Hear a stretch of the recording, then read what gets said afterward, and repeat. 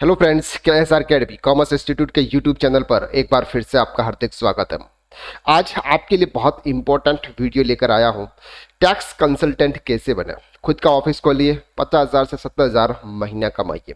अगर आप अकाउंटेंट हैं या फिर अगर आप सीनियर अकाउंटेंट हैं या फिर अकाउंट्स मैनेजर हैं, खुद का बिजनेस स्टार्ट करना चाहते हैं, जॉब के लिए आप किसी के गुलाम नहीं बनना चाहते हैं, तो यह वीडियो आपके लिए बहुत इंपॉर्टेंट है। अगर आप नॉन कॉमर्स स्टूडेंट हैं तो भी आपके लिए बहुत इंपॉर्टेंट है।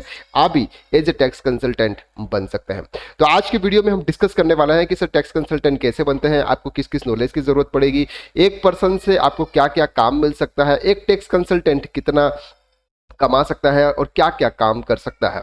चलिए वीडियो को शुरू करते हैं। वीडियो को शुरू करने से पहले अगर आप हमारे चैनल पर नए हैं तो प्लीज इस चैनल को सब्सक्राइब कर लीजिएगा। सबसे पहले हम बात करते हैं single client but multiple sources of income. That means कि एक सिंगल क्लाइंट है, उससे आपको क्या क्या काम मिल सकता है। सबसे पहले हम बात करते हैं कि अगर उसका बिजनेस है तो आपको उसके अकाउंटिंग का काम मिल सकता है, यानी कि आप उसकी अकाउंटिंग करेंगे। इसके बाद अगर आपका कोई क्लाइंट है, उसके अकाउंटिंग, उसका टर्नओवर अगर ज़्यादा हो जाता है तो उसको जीएसटी में रजिस्ट्रेशन करवाना है, तो आपको उसी क्लाइंट का जीएसटी रजिस्ट्रेशन का काम मिलेगा।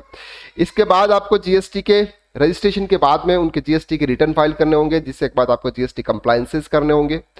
इनकम टैक्स रिटर्न फाइलिंग करनी होगी। अगर उसका टैक्स ऑडिट में आता है तो उसकी टैक्स ऑडिट फाइल करनी पड़ेगी। अगर उसका टर्नओवर जीएसटी में ऑडिट में आता है तो उनकी जीएसटी ऑडिट करानी पड़ेगी। आप किसी पर्सन का पैन कार्ड बनवा सकते हैं, 10 नंबर के लिए अप्लाई कर सकते हैं, टीडीएस के कंप्लायंसेस, टीडीएस का रिफंड आप उनसे दिलवा सकते हैं, उस क्लाइंट्स को आप लोन दिलवा सकते हैं, उस क्लाइंट्स को आप ओडी और सीसी की लिमिट दिलवा सकते हैं, ट्रेड लाइसेंस यानी कि गुमास्ता या फिर इस तरह से कोई लाइसेंस आप दिला सकते हैं, या फिर कोई अदर सर्विस प्रोवाइड कर सकते हैं। यानी कि एक सिंगल क्लाइंट को आप इतने सारी सर्विस आप प्रोवाइड कर सकते हैं। तो इस सोर्सेज से आपको एक क्लाइंट से इनकम हो सकती है।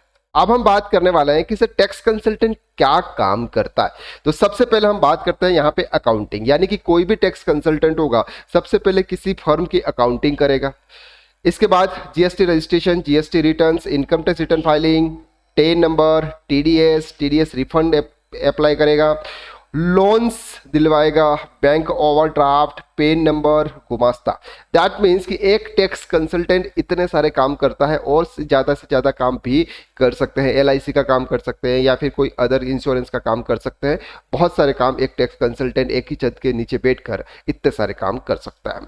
तो अगर आप टैक्स कंसल्टेंट बनते हैं तो आप इतनी सारी सर्विस प्रोवाइड करते हैं। अब यहाँ पर हम बात करते हैं कि सर क्वालिफिकेशन की क्या किसकी ज़रूरत है, यानी कि क्या पढ़े लिखे होने चाहिए है। तो यार क्यों, अगर आपके पास में बीकॉम की डिग्री है, आप एमकॉम है, आप एलएलबी है, या फिर आपने एमबीए पास आउट किया हुआ है, या फिर कोई भी आपके पास में ग्रेजुएशन है, अगर आप नॉन कॉमर्स हैं फिर भी आप अकाउंटिंग यानी कि जो टैक्सेशन का नॉलेज है उसके हिसाब से भी आप एज ए टैक्स कंसल्टेंट बन सकते हैं। अब हम बात करते हैं कि सर इस डिग्री के अलावा आपको किस चीज नॉलेज की जरूरत है। तो सबसे पहले यहाँ पर आपको अकाउंटिंग के नॉलेज की जरूरत है। देखिए क्यों, हम डिग्री में बीकॉम अगर हम करते हैं या एमकॉम करते हैं तो हम एग्जाम पॉइंट ऑफ व्यू से पढ़ते हैं, लेकिन प्रैक्टिकल पॉइंट ऑफ व्यू अलग होता है। इसके लिए आपको प्रॉपर अकाउंटिंग, प्रैक्टिकल अकाउंटिंग का नॉलेज चाहिए। अकाउंटिंग में आपको बैलेंस शीट फाइनलाइजेशन चाहिए, क्योंकि जब भी हम टैक्स कंसल्टेंट बनते हैं, किसी को कंसल्ट करते हैं, तो हमको बैलेंस शीट फाइनलाइजेशन आनी चाहिए। जीएसटी का knowledge, GST return filing, income tax return filing, और कोई भी अकाउंटिंग सॉफ्टवेयर जिसमें अकाउंटिंग मैनेज होती हो, या फिर आपकी कम्युनिकेशन स्किल्स भी प्रॉपर होनी चाहिए, यानी किसी क्लाइंट्स को आप कन्विंस कर सके, ये पावर भी आपके पास में होना चाहिए। अब हम बात करते हैं कि सर अकाउंटिंग के अंदर आपको क्या नॉलेज होना चाहिए। तो अकाउंटिंग की अगर हम बात करते हैं तो balance sheet finalisation of the firm. That means कि अगर आप किसी इंडिविजुअल्स फर्म की आप अकाउंटिंग कर रहे हैं, इंडिविजुअल्स कोई पर्सन है, प्रोप्राइटरशिप फर्म है, उसकी आप अकाउंटिंग कर रहे हैं, तो उनकी बैलेंस शीट किस तरह से फाइनल की जाती है, प्रॉफिट कैसे रखना है, प्रॉफिट कैसे ट्रांसफर करना है। पार्टनरशिप अकाउंट, दो या दो से जो ज़्यादा लोग मिलकर अगर किसी पार्टनरशिप में बिजनेस कर रहे हैं तो उनकी अकाउंटिंग कैसे होगी, इनके कैपिटल अकाउंट कैसे बनेंगे और इनका प्रॉफिट कैसे डिस्ट्रीब्यूट किया जाएगा। एडमिशन ऑफ पार्टनर होगा तो क्या होगा, ये आपको नॉलेज होना चाहिए। कंपनी की बैलेंस शीट, अगर आप किसी कंपनी का काम कर रहे हैं, उसका ऑडिट यानी कि उसकी जो ITR 6 है वो तो सीए पास फाइल करता है, लेकिन आपको भी ये चीज़ का नॉलेज होना चाहिए कि अगर आप एज ए टैक्स कंसल्टेंट नहीं बनकर सीनियर अकाउंटेंट या फिर अकाउंट्स मैनेजर बनते हैं तो वहां पर आपका काम आएगा। ट्रस्ट अकाउंटिंग, यानी किसी आप नॉन प्रॉफिट ऑर्गेनाइजेशन फर्म की अकाउंटिंग कर रहे हैं तो उसका नॉलेज। मैन्युफैक्चरिंग अकाउंटिंग, किसी मैन्युफैक्चरिंग बिजनेस की अकाउंटिंग कर रहे हैं तो वहां पर आपकी कॉस्ट शीट कैसे बनती है, प्रॉफिट कैसे निकाला जाता है, ग्रॉस प्रॉफिट कैसे निकाला, डायरेक्ट एक्सपेंसेस क्या हो गए, इनडायरेक्ट एक्सपेंसेस क्या हो गए, ये आपको करना होगा। और प्रोफेशनल की यानी कि किसी सर्विस बिजनेस की अकाउंटिंग आपको कैसे करनी होगी। तो अकाउंटिंग सब्जेक्ट में आपको इतना नॉलेज आपके पास में होना चाहिए। अब बात करते हैं हम जीएसटी, यानी कि जीएसटी के बारे में तो आप जानते तो बहुत कुछ हो, लेकिन प्रैक्टिकली आपको इस चीज़ का नॉलेज नहीं होगा। तो सबसे पहले हम बात करते हैं बेसिक कंसेप्ट ऑफ जीएसटी, यानी कि जीएसटी का बेसिक कंसेप्ट क्या है, जीएसटी कब एप्लीकेबिलिटी होती है, रजिस्ट्रेशन कैसे होता है, रजिस्ट्रेशन कब करवाने की नीड होती है, रजिस्ट्रेशन कैसे अप्लाई करेंगे, इन इनकम टैक्स क्रेडिट यानी कि input tax credit and tax calculation of payment, यानी कि आप जिससे भी गुड्स परचेज करते हैं उसका टैक्स क्रेडिट कैसे लेंगे, जीएसटीआर 2A 2B से कैसे मैच करेंगे, उसका पेमेंट कैसे करेंगे। इसके बाद जीएसटी के पोर्टल रिटर्न यानी कि जीएसटी पे रिटर्न कैसे फाइल होंगे, जीएसटी कंपोजिशन स्कीम्स या रेगुलर डीलर, आपको किस डीलर में जाना चाहिए, यानी कि रेगुलर डीलर के लिए या कंपोजिशन डीलर, किस में आपके लिए ज़्यादा बेनिफिट है, ई वे बिल कैसे बनाए जाते हैं, रिटर्न फाइलिंग, जीएसटी का ऑडिट कैसे होता है, रिफंड के लिए कैसे अप्लाई करते हैं, ये नॉलेज आपको जीएसटी के अंदर होना चाहिए। अब हम बात करते हैं इनकम टैक्स की, जो कि हम किसी के अगर इनकम टैक्स रिटर्न फाइल करते हैं तो वहां पर आपको नॉलेज होना चाहिए sir basic concept of income tax, यानी कि इनकम टैक्स क्या है सर, इनकम टैक्स स्लैब यानी कि कितनी इनकम पर कितना टैक्स लगता है, वो इनकम टैक्स स्लैब का नॉलेज आपको होना चाहिए।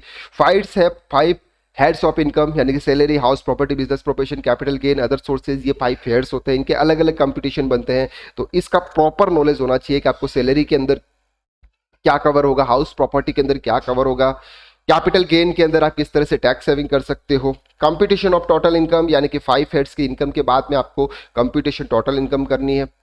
डिडक्शन अंडर सेक्शन 80C से 80U के जो डिडक्शन जनरल डिडक्शंस मिलते हैं इंडिविजुअल और एचयूएफ को, वो आपको कैसे मिलेंगे।